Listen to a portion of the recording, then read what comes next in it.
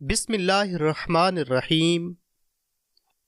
ایک مرتبہ حضرت خضر علیہ السلام دریا کے کنارے بیٹھے تھے۔ اتنے میں کسی سائل نے آ کر ان سے ایک سوال کیا کہ میں آپ سے اللہ کے واسطے سوال کرتا ہوں، مجھے عنایت فرمائیے۔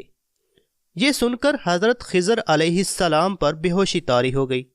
جب کچھ ہوش ہوا تو فرمانے لگے، بھائی میں تو صرف اپنی جان اور مال کا مالک ہوں، تم نے مجھ سے اللہ کے واسطے سوال کیا ہے، لہٰذا میں اپنی جان اور ذات تمہارے حوالے کرتا ہوں۔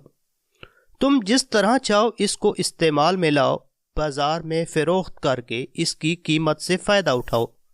چنانچہ سائل ان کو بازار لے گیا اور ایک شخص ساہمہ بن ارکم کے ہاتھ ان کو فروخت کر دیا۔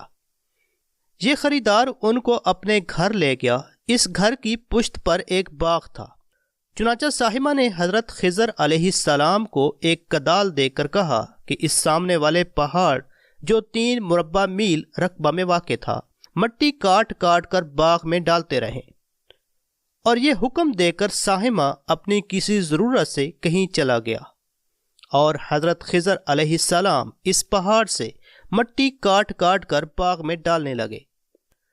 جب ساہمہ واپس آیا تو اس نے گھر والوں سے دریافت کیا کہ کیا تم نے غلام کو کھانا بھی کھلایا یا نہیں؟ گھر والوں نے جواب دیا کہ ہمیں معلوم نہیں غلام کہاں ہے۔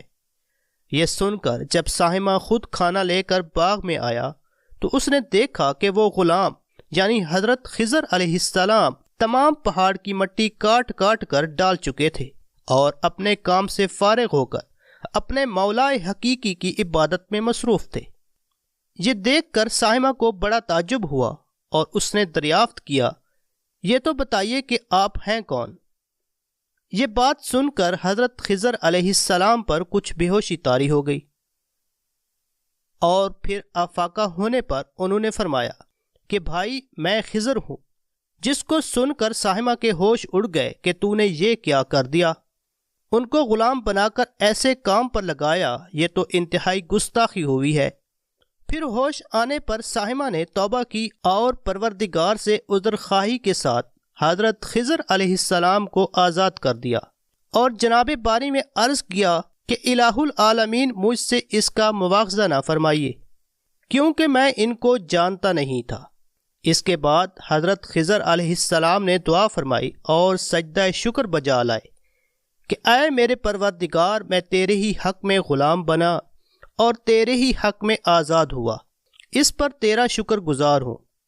بعد ازاں واپسی کی اجازت لے کر جب دریا پر واپس آئے تو دیکھا ایک شخص کھڑا دعا مانگ رہا ہے کہ اے میرے رب، حضرت خضر علیہ السلام کو غلامی سے رہائی عطا فرما دے اور ان کی توبہ قبول فرما لے۔ حضرت خضر علیہ السلام نے یہ دیکھ کر اس شخص سے دریافت کیا کہ آخر تو کون ہے؟ تو اس شخص نے بتایا کہ میں تو شازون ہوں، آپ کون ہیں؟ انہوں نے فرمایا کہ میں خضر ہوں۔ اس کے بعد شازون نے کہا کہ اے خضر، تم نے اپنے لیے رہنے کا مکان بنا کر دنیا طلب کی ہے، کیونکہ حضرت خضر علیہ السلام کا دریا کے کنارے پر ایک عبادت خانہ تھا۔ پس یہ سن کر وہ فوراً میدان میں نکل آئے اور وہیں اللہ کی عبادت میں مصروف ہو گئے۔ اس کے بعد حضرت خضر علیہ السلام نے اسی جگہ ایک درخت لگایا اور اس کے سایہ میں عبادت شروع کی تو آواز آئی، اے خضر، جب تم نے درخت کے سایہ میں سجدہ کیا تو تم نے دنیا کو آخرت پر ترجیح دی۔ مجھے اپنی عزت اور جلال کی قسم ہے، مجھے دنیا کی محبت میں رضامندی نہیں ہے۔ اس کے بعد حضرت خضر علیہ السلام نے شازون فرشتہ سے کہا کہ اے شازون، دعا کرو کہ اللہ تعالیٰ میری توبہ قبول فرمائے۔